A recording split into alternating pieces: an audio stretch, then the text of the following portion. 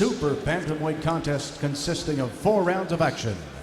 Nicolas Esnault, Benoît Roussel, and Jack Woodburn. L'arbitre du combat, referee in charge in the ring, Alberto Padullo Jr.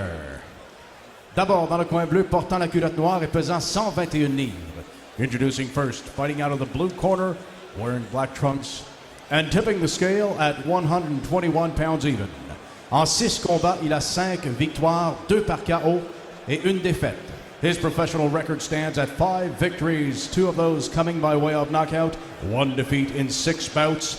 Please welcome from Mexico City de Mexico, Alan Malagueño Salazar. Son adversaire, dans le coin rouge, porte la culotte bleu et argent et pèse 121,5 livres. Across the ring, his opponent fights out of the red corner, wears the blue trunks with the silver trim. His official weight, 121.5 pounds. Il est invaincu en 4 combats, 4 victoires, 1 par KO. He is undefeated in 4 professional bouts with a perfect 4 victories, 1 coming by way of knockout. Accueillons de Montréal, Vislan Dalkaev.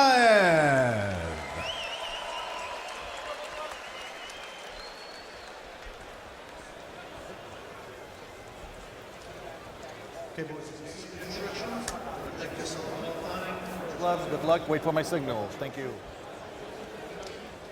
Tu as vu Mario qui était dans le coin de l'Alkaev. Tu as bien entendu son entraîneur Marc Ramsey, Luc-Vincent Ouellette, mais aussi son ex-compagnon sur l'équipe nationale russe, Arthur Beterbiev, 2e aspirant mondial chez les Milieux, qui va revenir sur le ring probablement au mois d'avril après une opération à l'épaule. Et on a hâte de le voir, c'est un gros joueur. Un gros joueur dans la catégorie sur Beterbiev, là, qui exactement. Est inactif, mais très dangereux. Les autres ne perdront rien pour attendre, ou en tout cas devront trouver peut-être des façons de l'éviter ou de l'affronter, c'est selon, mais c'est sûr que ça va être un incontournable tôt ou tard. L'Alkaev, natif du Daghestan, qui a fait plus de 200 combats chez les amateurs, qui a remporté quelques titres en boxe olympique, a été quelques années sur l'équipe nationale russe. Et là, maintenant, tente de faire sa place chez les poids coqs, super coqs. Là, dans le moment, il est à 100, il a fait 121 livres, donc on le considère comme un super coq. Je voudrais bien, lui, là, grimper dans les classements, comme son compatriote Arthur Beterbiev. Alors, Dalkaev qui ne mettra pas tellement de temps, je pense, à imposer le rythme, là, on le sent déjà. Dalkaev, 27 ans. Dans ces petits poids-là, on reste toujours un peu surpris. Il a quand même 27 ans.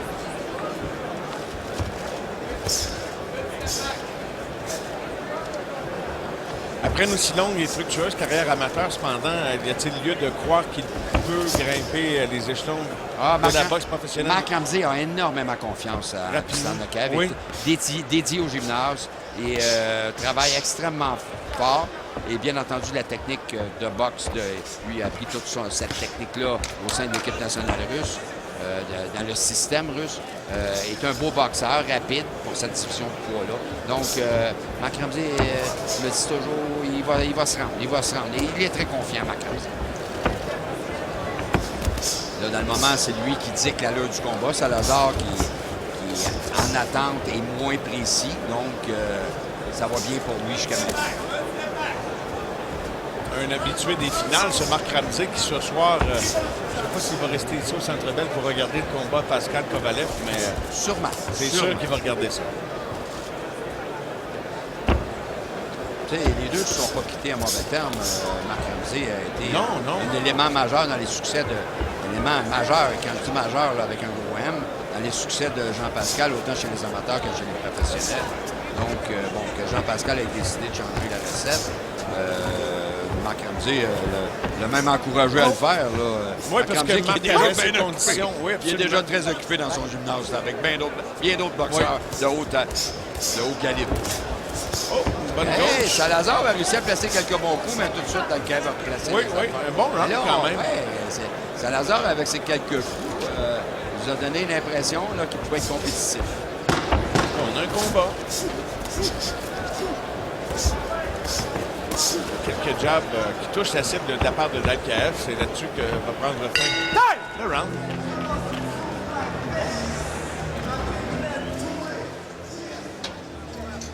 Salazar, qui nous semble très solide. Le jeune boxeur est arrivé dans son coin confiant. Oui, oui. On peut les voir en pleine face. Ils jettent un petit coup d'œil parfois dans les gradins tout près. Et c'est là que nous situons sur le pouvoir. You, very good jab. After jab, this guy aggressive. You, jab, jab, come. Et là, vous avez une idée de l'anglo-russe de Mark Ramsey. Il se donne un accent quand il parle en anglais. C'est le boxeur de l'Est. T'as remarqué? Armando Rayon qui utilise la plaque anti-édème pour, De quoi s'agit-il? pour s'assurer que les tissus ne se compressent pas et donner une chance au point de vue coupeur. Donc, de l'utiliser rapidement, même en début de combat. Sûrement que si Jean Bédard, Éric Lucas, l'ancien champion du monde, des super moyens qui nous a fait honneur dans de nombreuses compétitions, nombreux championnats. Lui qui a donné une nouvelle image à la boxe dans les années 90 avec sa performance étincelante contre Tiozo, contre Roy Jones et surtout sa victoire en combat de champion du monde contre Glenn Catley. Glenn Catley, j'étais là pour le décrire, ce coup de poing, ce knockout au milieu du ring. On s'en souvient, hein, de grandes émotions. On n'oubliera jamais ça. Alors, c'est parti pour le deuxième. À qui as-tu donné? À Dalkaev, qui la majorité des coups sur la cime ont été par lui. Il y a eu un petit sous-ressaut à la fin du round. Salazar a réussi à placer 2 coups sur la cime, mais c'était trop peu, trop tard. Et Mark Ramsey lui a dit, utilise ton jab, il va-y avec ton uppercut. Il voit une ouverture dans le style de Salazar qui penche un peu la tête vers l'avant. Le jab fonctionne bien, en tout cas. Quand il se porte en attaque. Donc, on voudrait que Dalkaev utilise son uppercut.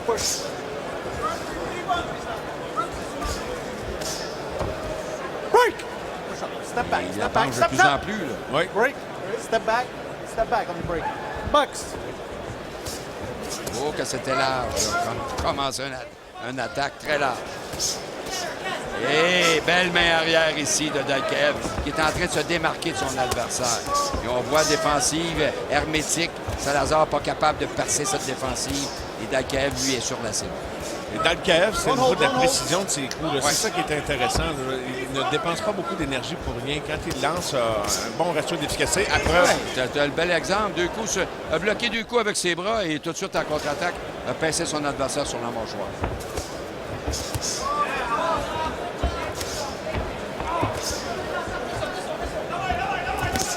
Oh, belle main arrière ici de Dalkaev. Oh, crochet! Là, ça va bien. Tous les coups fonctionnent. L'uppercut aussi. Et là, Dalkaev a augmenté la cadence. Là. Beau petit crochet au corps aussi. Ah, mais ce round-là de Dalkaev, on voit là, la grande qualité là, de boxeur de Dalkaev dans ce round. Oh, une large gauche qui a failli faire beaucoup de dommages, mais c'est prêt avec l'uppercut. Et là, Salazar, tout à coup, est moins fringant. Non, Salazar s'est fait toucher de tous les angles. Encore. Il est très solide, le Mexicain. Retourne à l'ouvrage, mais c'est toujours reçu par une brique et un fanal. C'est un bel exemple, effectivement. On voit l'image. À nouveau, il touche avec la droite d'Alkaev. Et là, Salazar manque pas de courage encore, continue de foncer vers Dalkaev, mais là, paye de plus en plus de prix, là, parce que Dalkaev a pris sa vitesse. Là, on voit la qualité de Dalkaev, travaille en combinaison, est précis, rapide. Encaisse à nouveau. Dans les derniers moments du deuxième. Très bon round pour Dalkaev. Oui, vraiment très là. Bon round. Belle exhibition de boxe.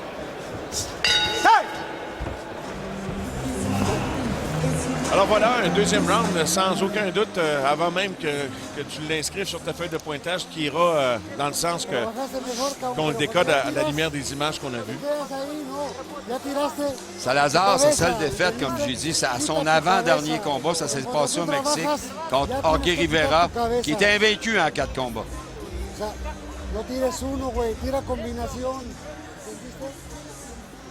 Et le jab, là, et que c'était bien de Dalkaev. Belle précision, sec sur la cible. Encore, court crochet, uppercut, tout fonctionnait pour Dalkaev.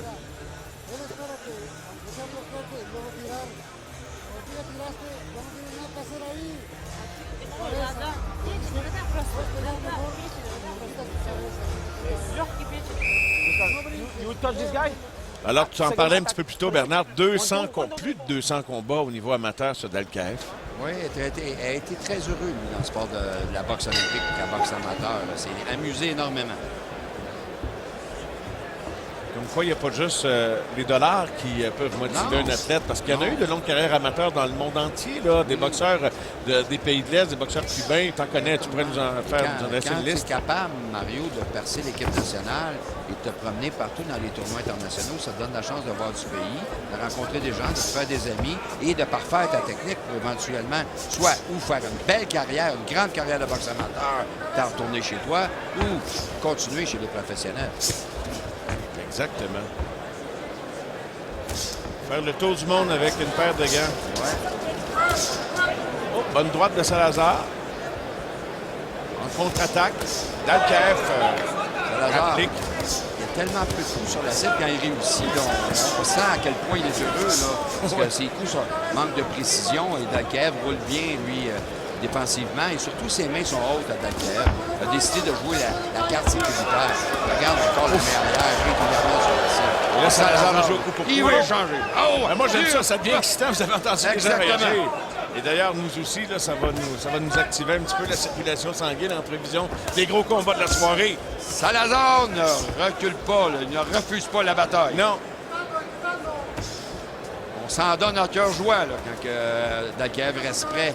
On se mitraille des deux mains, mais il y en a un qui est plus précis que l'autre et ça fait la différence. Beaucoup plus habile. Heureusement que Salazar avait amorcé son mouvement vers l'arrière parce qu'il y avait une belle droite de Dalkaev qui l'a effleuré. Les mains sont de plus en plus basses sur le côté de Salazar. Parce que Dalkaev, quand il touche quand il lance à la tête, il touche régulièrement là, maintenant. Là. Il effleure même pas les gants. Là. Tu disais qu'il doit être heureux, mais il a vécu des moments de bonheur dans ce round-là. Ouais. La précision à remarquer de Dalkaev, là, quand il lance sa combinaison, 2 fois sur 3, les coups ont touché la cible. Un bon ratio. Alors, c'est à qui mieux là, en ce Eh moment-là. Mais il y en a un qui lance plus de coups. Oui. Et plus souvent.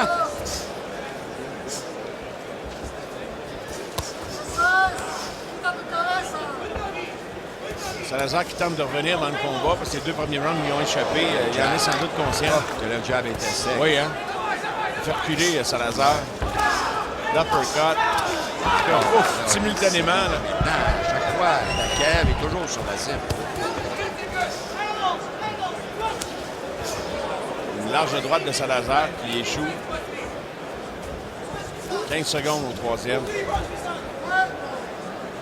J'aime bien quand Dalkaev revient avec son jab.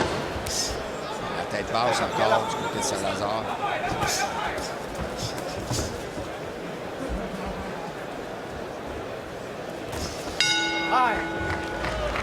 Troisième round de complété.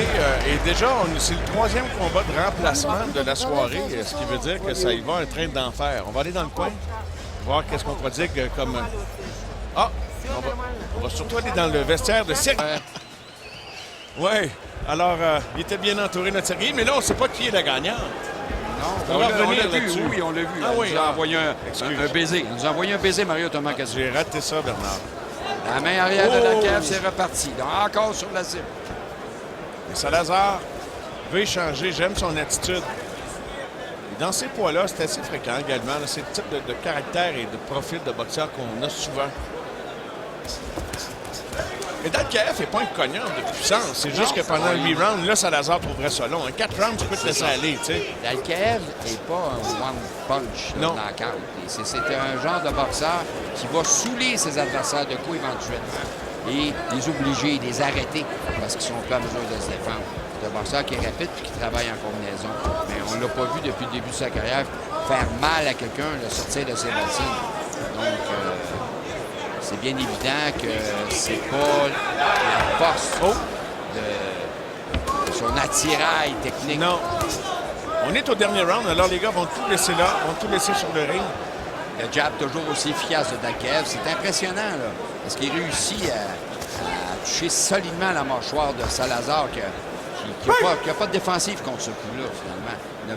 Ne le bloque pas, ne le fait pas dévier, ne l'esquive pas, le reçoit à tout coup sur la mâchoire.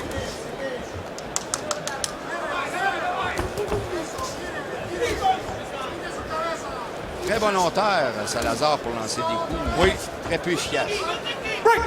Mais ce qui donne pas la juste indication quand même là, de l'efficacité de d'Alcaev, c'est que c'est un court combat.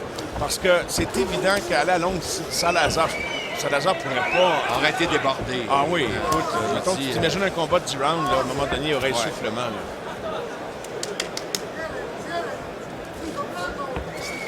Bon uppercut de Dalkaev, 1 minute au combat. Un beau jab. Quelques pas de danse de Salazar. Il a reçu énormément de coups, et encore Oui. plus dans le quatrième round, Salazar. Moi, je souhaite seulement qu'il reprenne son avion pour le Mexique et pas un avion pour la République tchèque. Il a retrouvé sa famille. Il sera peut-être un camp d'entraînement en République tchèque, peut-être pour amener quelques modifications à son style. Ou on pourrait le garder au Québec. Oui, mais il n'a pas vraiment le talent pour servir de Non, partenaire je pense d'entraînement, pas. faire avancer les boxeurs. C'est un faire-valoir là, de qui fait son possible et c'est tout. Quelques secondes à faire seulement au quatrième. On se dirige vers une décision. Sans aucun doute. Et on se prépare à embarquer dans la deuxième portion de la soirée, dans la grosse tranche de la soirée, avec évidemment les combats principaux. Renan Saint-Just tout à l'heure. Dalkaev aura fait un combat sans soulier. Oui. Alors, une victoire au point de Dalkaev qui sera confirmée, bien sûr, dès qu'on prendra connaissance de la carte de pointage des juges et de la tienne. Mesdames et messieurs, voici maintenant la décision des juges. Here is the judge's decision. Les juges Esno, Roussel et Woodburn remettent tous des cartes de pointage de 40-36. Judges Esno, Roussel and Woodburn all score this bout 40-36 for the winner by unanimous decision. Le gagnant par décision unanime, Vislan Dalkaev.